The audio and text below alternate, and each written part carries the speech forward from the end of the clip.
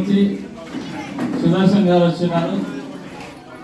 సుదర్శన్ బాబు గారిని పైకి ఆహ్వానిస్తున్నాను. గ్రీటింగ్స్ తెలిపి దేవుని నామాలు మైపడుతోవలసిందే కోరుతాను. చెప్పండి కొడుతూ సుదర్శన్ బాబు గారిని ఆహ్వానిస్తాను.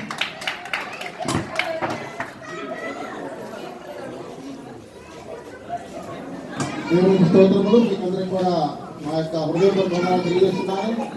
నేను 101 జైన్ స్వరూప్ అండ్ 104